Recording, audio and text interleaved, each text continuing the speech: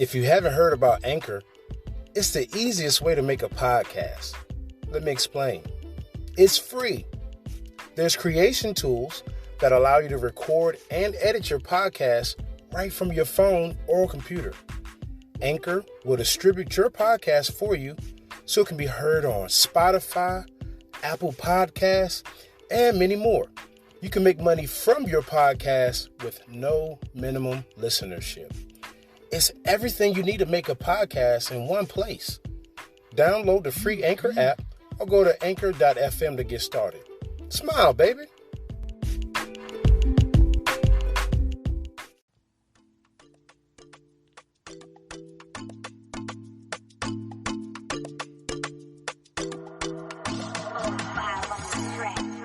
Welcome to Refuge of Love. This podcast comes to you from Delaware.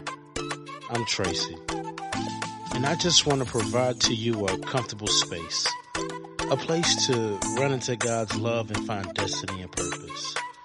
If you haven't heard it today, I love you. Smile, baby.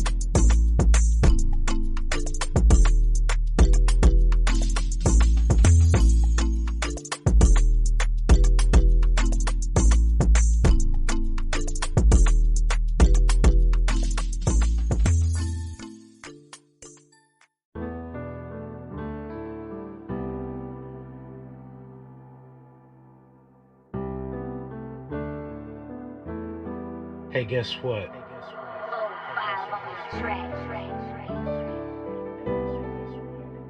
Hey, guess what? I love you. More importantly, God loves you.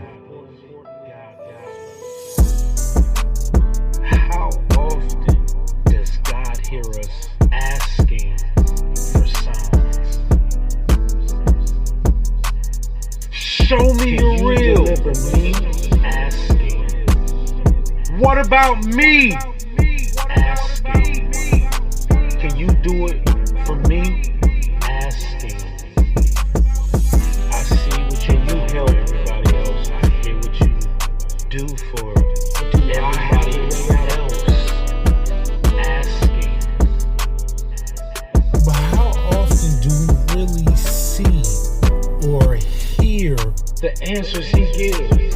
how often are those signs Enough. for us to just merely, Believe how often does he see us. get it right on the first? Time. Why do we sometimes blatantly ignore the signs and those that may be used to deliver the life-changing message?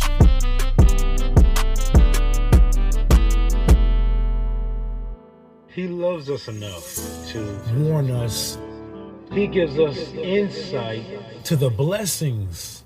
on the way It's up to us to be in tune, and to be aware. being willing to listen and see him at work. We can't be judgmental of the packaging of the gift. Or the messenger. Don't be so devastated when the world tries to knock. You backwards. We must accept the warnings before the Destruction.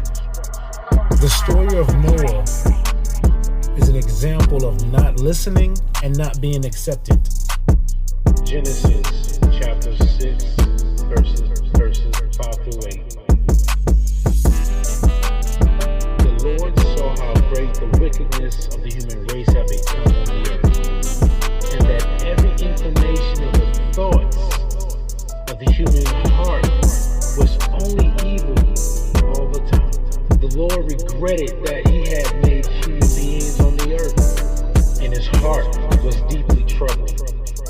So the Lord said, I will wipe from the face of the earth the human race I have created, and with them the animals, the birds, the creatures that move along the ground. For I regret that I have made them.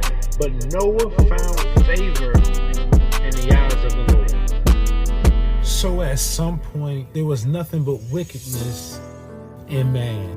Something that God created and said was good had become rotten to the core.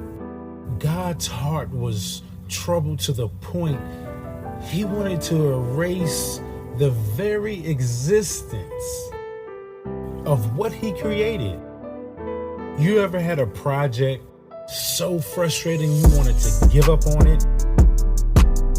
You wanted to throw it away? You wanted to throw it away. How about that relationship that you refuse to walk away from? That relationship that you know ain't no good, but just something good about it. They just can't seem or want to do the right thing. How is it out of so many, there's only one willing to stand and go against the grain, willing to stand out, willing to not do what everyone else is doing? It doesn't say Noah had everything together or figured out. It doesn't say he was loved or liked by everyone. But he was loved and found favor in the only one that really matters. Like someone else before him, his great-grandfather Enoch. He found favor with God. There was something about them that God wanted to be around and share things with. Some things that we may never know. Wouldn't that be fascinating? In spite of how the world is living, you decide to live in a way that God chooses you to call a friend. He decides to pick special times and places to visit and converse with you. To call a friend. What we do know is Noah was told to build and prepare for a flood.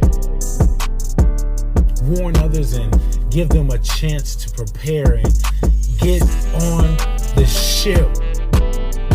Get on board. How much different would things be? How much different would the story be if they would have just listened? How different could your story be if you would have just listened when the warnings came? If you would have just listened when they told you to go this direction? How many times have you been flooded with the results of your decisions? Through Noah, the warning was sounded. For some reason, the people didn't see the same qualities that God saw. At least not enough to trust and heed the warning. To see a man building and ignore it. Day in and out, Noah is diligently working and preparing for what's to come. And it's being a scene of entertainment and mockery. They're making a joke of him. One man working knowing there's a reward at the end. One man. And it being nothing to others that he wishes would just see the benefit. Noah was a man obviously good with his hands and proficient at following instructions. And being consistent enough to see the task through. Got to see it through, my boy. Got to see it through. A man from birth called to bring changes to those around him. That's what his name literally meant in a roundabout kind of sort of way, and good definitions and all that. The image of righteousness. What is it that made it so hard to listen? What is it that makes it so hard for you today to take heed to the warnings or even believe when you're told something good is on the way for you? We see it every day. God chooses who he wants to bless, and he also knows when some things need to come to an end. Does it always have to take God's decision to put things to an end?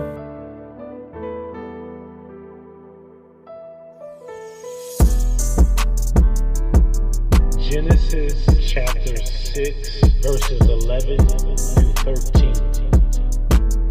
Now the earth was corrupt in God's sight, and the earth was filled with wickedness. God saw how corrupt the earth was, for every creature had corrupted its way on the earth. Imagine a father being so upset.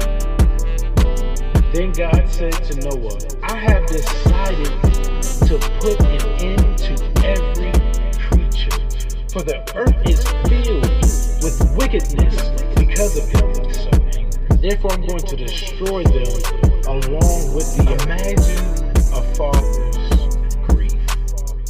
Imagine a father being so hurt, being overwhelmed to the point of wanting to rid the world of all its creation.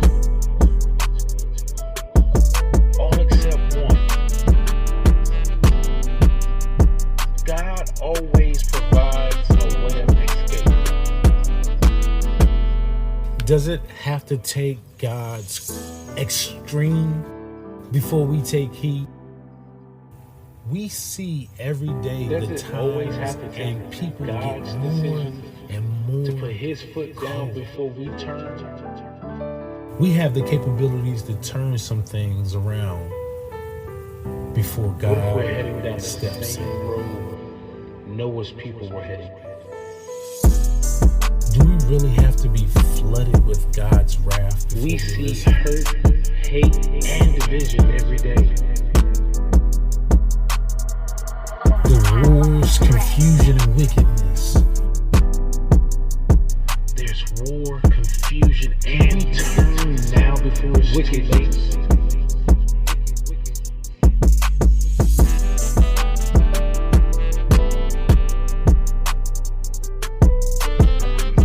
Why is it so hard to believe that God can and will use imperfect creatures?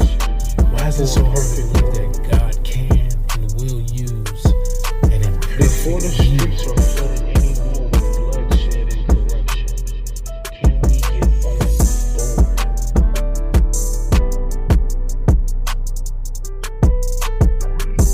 Noah found favor when it seemed like favor ran out. God chose him because he stood out. Who's willing to stand out today for something greater than themselves? Not looking down on anyone, but how are you living? Are you fitting in or just living? The things that man ignores are the very reasons why God created. Who among us is willing to be the exception to the generation? Who's willing to be the one? Get on board to call a friend. Show me you're real. Got to see it through.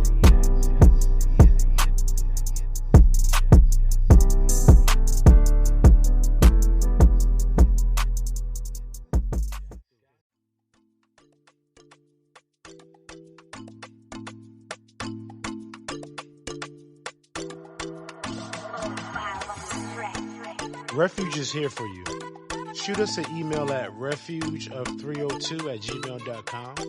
Follow us on Twitter at refugelove. We love to hear from you.